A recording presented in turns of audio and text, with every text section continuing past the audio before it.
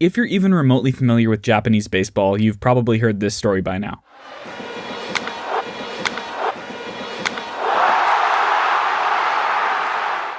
The year is 2013. After 2 years of historically low offense, Wladimir Balentien comes out of nowhere to hit 60 home runs, breaking the NPB record.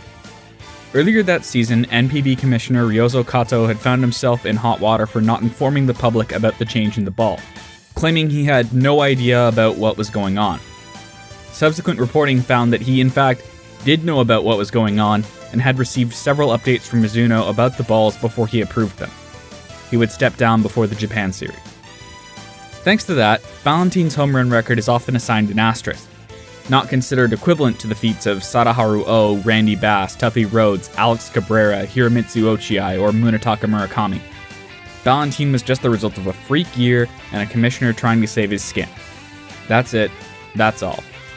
Hell, I've been guilty of saying that in the past, many times over. But if we take that all to be true, then surely we would have seen a slew of 40 homer seasons that year, right? Nope, the only other player to do it was Baystar slugger Tony Blanco. And the only other players who even hit 30 were the Giants' Shinosuke Abe and the PL home run king Michel Abreu, who hit 31. While that was marginally better than Takeya Nakamura's 2012 PL leading total of 27, it was still the third lowest total to lead the PL since 1961, and is now the fourth lowest after 2023. But no, that can't be right. Surely someone else must have been hitting homers that year. Maybe there were a lot of 20-homer campaigns that we never heard about because we're so desensitized to power.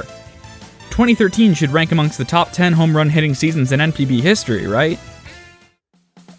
No, that'd be 1980, 1985, 2004, 2003, 1979, 1984, 1983, 1986, 2001, and 1977. Well then, surely it's close, right? Like it has to be in the top 20, right? Nope, not there either. Nor is it in the top 30, nor the top 40, nor the top 50. It ranks 54th in NPB history, out of 74 completed seasons. Given the way this season is currently going, it'll probably hold that spot. There were less homers in 2013 than in any year of the mid-90s dead ball, which saw homers drop off massively after the power-mad 80s. 2013 saw fewer homers than 2021, 2017. Hell, there were only 7 more homers across the board than 2022. A year in the middle of our current dead ball era. So, what's going on? Well, put simply, the balls were juiced. Just not to improve offense. 2011 and 2012 saw some of the lowest home run totals in NPB history. There have been 11 seasons in which NPB saw less than 1,000 homers hit over the course of a season, but only 2 since 1959.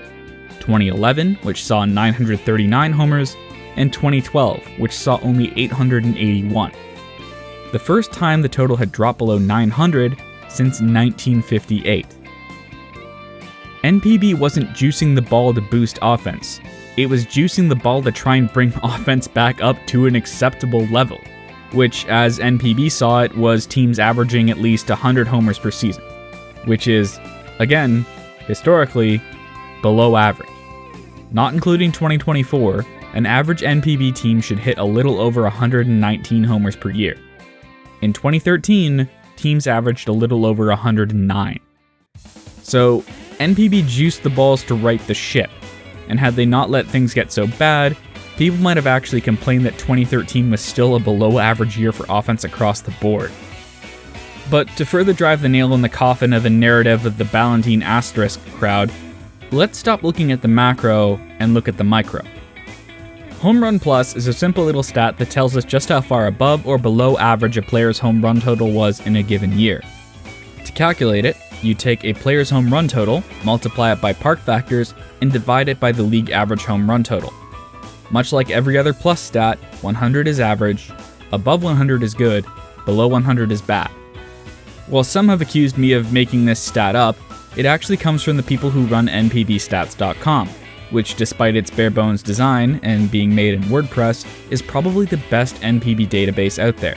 It's available in Japanese, English, and Korean, and better yet, it's completely free. The only downside is it only goes up to 2022, but that's more than enough to illustrate this point. Sadaharu Oh's 55-homer campaign in 1964 was worth 361 home run plus, good for 28th all-time. It's actually his second most prolific campaign by that metric, with his 48-homer campaign in 1966 being 16th overall with a 386 home run plus. Randy Bass's 54 homers in 1985 doesn't even break the top 100, and neither does Tuffy Rhodes' 2001 or either of Ochiai's 50-homer campaigns, with all of those seasons finishing with a home run plus under 300, which is a reflection of the home run hitting environment in those years. However, Tuffy's triumphant return to NPB in 2007 does crack the top 20, as his 42-homer campaign in 2007 was worth 382 home run plus, good for 19th. Alex Cabrera's 55 homers in 2002 was worth 362 home run plus, good for 27th. Munetaka Murakami's 56-homer campaign in 2022 didn't even crack the top 20, as it was worth 371 home run plus.